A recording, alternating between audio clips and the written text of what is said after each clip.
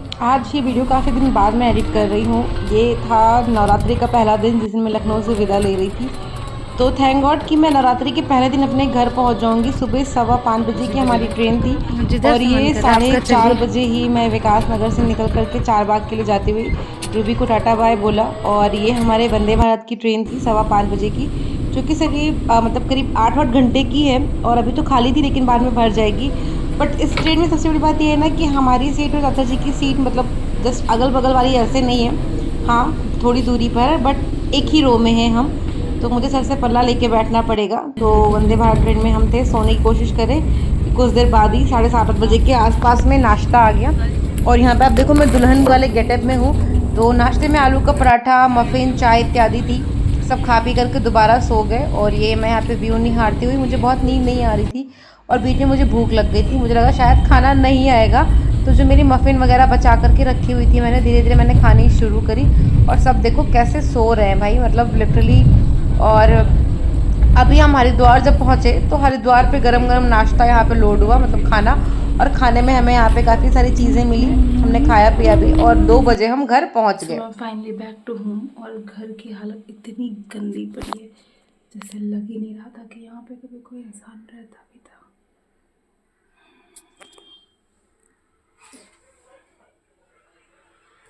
मेरे पतिदेव ने चाय पी पी कर कपड़े और सब कप यहाँ पे ऐसे डंप करके रखा है इन्होंने।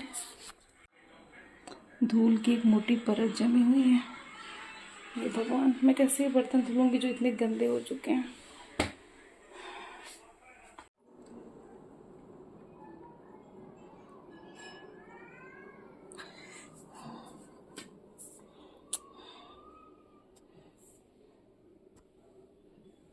फानन में जैसे ही मैं घर पहुंची, सब साफ सफाई करके नीचे ऊपर पूरा प्रॉपर नहीं किया, लेकिन हाँ फिर भी आज हिंदू नववर्ष था तो झाड़ू वाड़ू मारा। और फिर यहाँ पे मैंने अपनी देखो कलश स्थापना करी, भोग इत्यादि लगाया। और मेरे पास वो परई और जौ नहीं था तो मैंने यहाँ पे से गेहूँ ही डालकर बो दिया। तो भगवान जी की पूजा पाठ अभी कर ली है, प्रॉपर नहीं हुई है पर हो गई है। अखंड दीप की कोशिश करूँगी कि शाम में देखो जलाती हूँ मैं अखंड दीप। और अभी इतना टायर्ड हो चुकी हूँ कि एकदम से खुद मेरा सर घूम रहा है। तो अभी मैं थोड़ा सा जा रही हूँ सोने, मतलब बहुत तेज़ से नींद टाइप की आ रही है, थोड़ा सा सोऊंगी।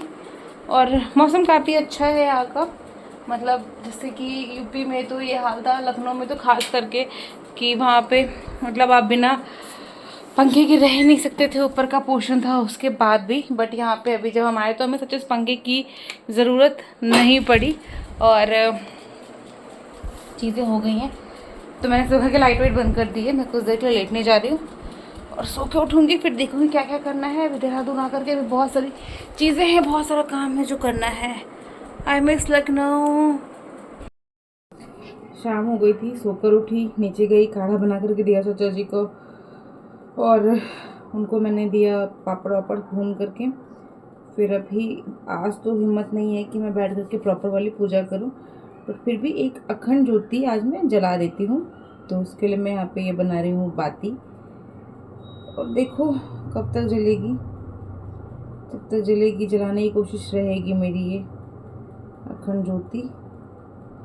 मेरे पास जोत बहुत बड़ी है और लोग तो कलावा डाल के जलाते हैं, मेरी तो कलावे वाली जलती ही नहीं है, इसलिए मैं बाती की ही जलाने जा रही हूँ।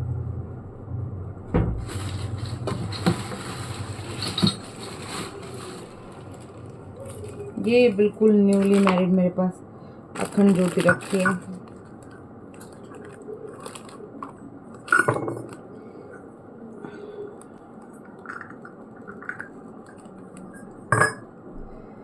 अब कल से भीषण सारी चीज़ें शुरू होंगी। भीषण सारी चीज़ें शुरू होने का मतलब है कल से अपना भाई घर की साफ सफाई, सारी चीज़ें, सब कुछ देखना रहेगा कल से।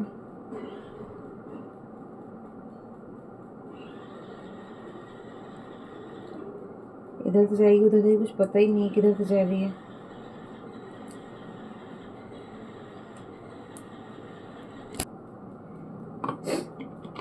जल्दी तो चाहिए।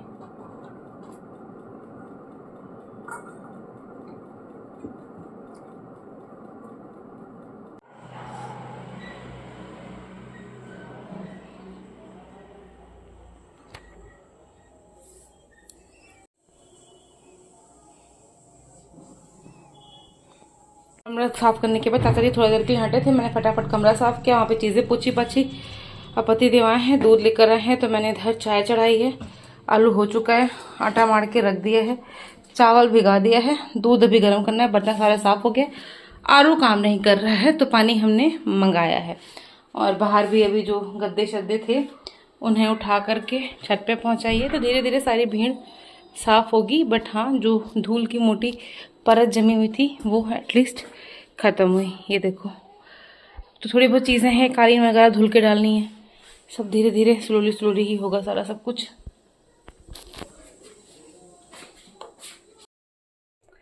हालत इज़ गेटिंग वर्स। नीचे से सारे कपड़े ऊपर लेकर आई, दिया देखनी थी तो अखंड ज्योति हमारी जल ही रही है। लड्डू गोपाल अभी तक घर नहीं आए हैं। और जो पीछे का रूम सबसे साफ़ था, सबसे मैसी हो गया क्योंकि सारा सामान यहीं पे डंप हुआ है।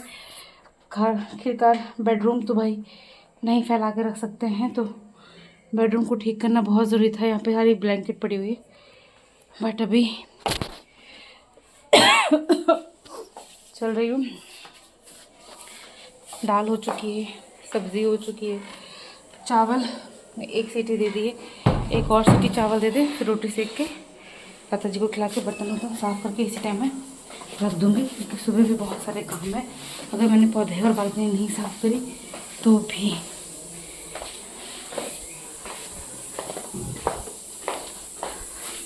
रोटी बन गई, चाचा जी को खाना दे दिया है, बाकी लोग को खाना खिला करके फिर मैं फ्री होंगी, बर्तन धुलूँगी।